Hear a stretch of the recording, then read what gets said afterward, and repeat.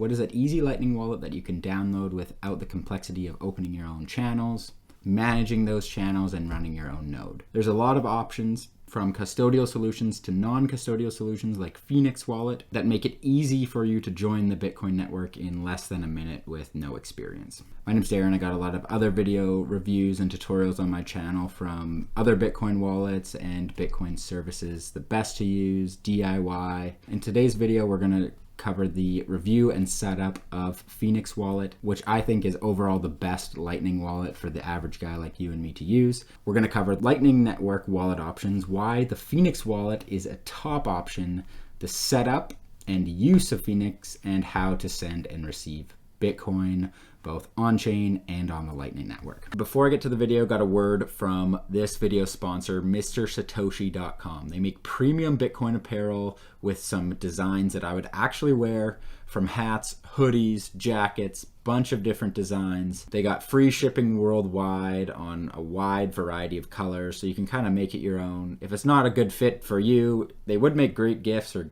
giveaways at certain events. You can use my coupon code below for 15% off of your order.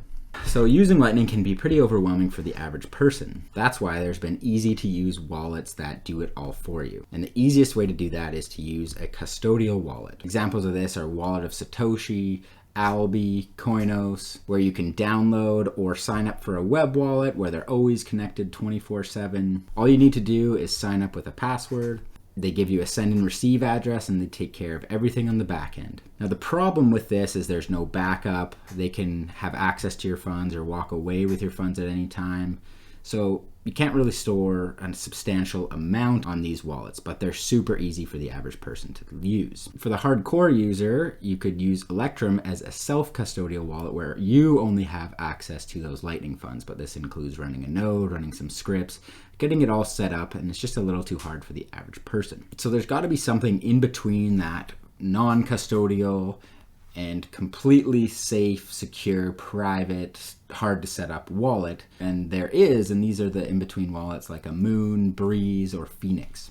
They are non-custodial, so meaning the company or person who created that wallet doesn't have access to your funds in any way. But you're still trusting a lot of this company to set up all the channels and Lightning Network infrastructure on the back end. These wallets usually have Bitcoin and Lightning mixed in, so if you're just a new user coming to it and you mistakenly scan a Lightning address versus a Bitcoin address, it's going to just do all that for you and make sure you get the funds or send the funds you need to send. I have a full review on Muun on my channel, but recently I've been using Phoenix a lot more as opposed to Muun. It seems to have a lot better trade-offs to Muun, and that's why I wanted to do a tutorial of it. Phoenix is made by a company called ASIC. It is an app that is available on Android in the Google Play Store or iOS. Now, the main difference between Muun and Phoenix is that Muun starts as an on-chain wallet. So you can send on-chain funds there, and when you go to pay a Lightning invoice, it will just automatically create the funds to Lightning, open that channel, kind of like a swap thing that's going on in that background.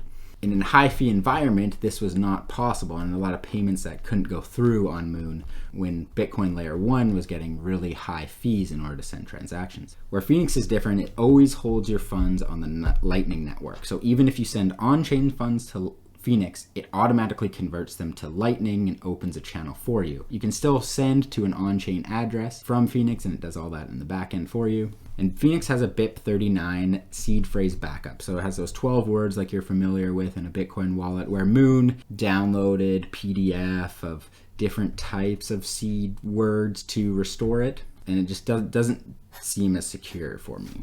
So to get started, you can download it in the App Store. I'm going to be using it today on my iOS device. It will bring you to the welcome screen, give you a little bit of details about what the fees are going to cost. We'll get to that a little bit later. We're going to walk you through creating a new wallet right now. It'll bring up a warning to back up and recover your wallet. This is what sets Phoenix apart, like I said previously.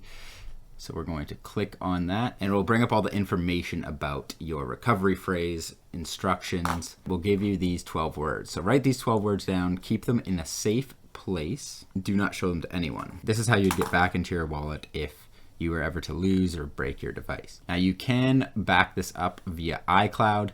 Do not recommend this because there is no cloud. It's just somebody else's computer, so they could have access to your funds. Let's now get ready to receive some Bitcoin and load this wallet. Well, you can press receive and it will automatically bring up a Lightning address. So you can send Lightning funds to this address and it will open a channel for you. You can also send Bitcoin to this address and it will open you a Lightning channel, converting your Bitcoin to Lightning. When getting started with Phoenix, there are fees to open up a channel. Now the fees are going to be 1% of the amount received and 30,000 sat minimum. So regardless if you send on-chain or Lightning transactions to this wallet, it's going to cost you 3,000 sats and 1% of that amount received. In order to receive on Lightning, I'm going to put in the amount I want to receive on my Lightning invoice. I then take my other Lightning wallet, scan the address, and send the Lightning funds to that wallet. The minimum to first receive on Phoenix Wallet to create your channels must be 10,000 sats, or about $3 to $5, depending on when you're watching this video. I have now received it on Phoenix, and it has created a channel for me. You can see that I sent 21,000 sats, and it cost me 3,000 sats to set up this Lightning channel. The liquidity is actually ready for you to use right away. So if you send them funds, you can spend funds instantly. And this is possible through turbo channels because they're just providing you liquidity. It's kind of a risk on their side, but it's a great feature that if you want to receive and send a payment really quick, you can do that. Now, if we head through the settings, we can see you can change the funds on how it displays for you. Just the about, a little bit of details, what third parties they reference. Payment options are you can choose payment expiry if that was a case. If we head over to privacy, you can enable Tor. You can choose what Electrum server you're connected to. There's also your iCloud backup settings. Here's all your payment channels with your capacity, currently what's on it. And this is your node ID. You can copy this if you want to connect it to your own node. Now you can reset the wallet. This will delete all of your data and start you a new one. If you were to do that, I would definitely recommend draining the wallet first. And this is how you get out of the wallet. You send all of your funds via Bitcoin to another address. Now let's send some Lightning funds with Phoenix. Now when you pay in Lightning, there is a fee of 1 sat plus 0.05%. And this can increase to 12 sats plus a 0.5% fee if there is not enough people willing to accept this fee in the market at that current time. There are no fees to receive Lightning payments, and to send a Bitcoin transaction, it will all depend on how much sats per byte it costs to send out, and that is up to you to decide that fee. So again, on my Lightning wallet, I'm going to create an invoice of how much I want to accept on the receiver's end and scan the QR code with my Phoenix wallet.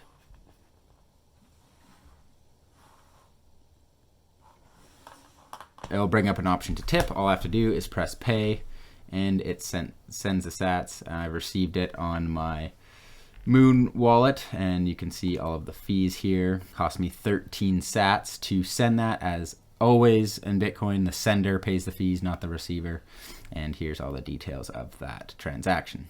Now, some of the trade-offs of Phoenix is it doesn't come with any privacy benefits. A node on your behalf, creating channels, knowing where those payments are going, knowing how much you have stored in it, and they also know the final destinations of those payments. Now, if you don't connect your address to your personal ID, it might not be a big deal. It's also not completely trustless. You're trusting them to keep those channels open for you. You're trusting them when you want to swap in and out of the Lightning network to do it properly for you. But the advantages of this, if async was ever to leave or depart, you can actually restore your wallet with the 12 words on Electrum and get all of your funds back to the main chain. If something like this were to happen with Muun, I don't know if that would be possible in the current way they have it set up. The overall advantages of Phoenix are amazing.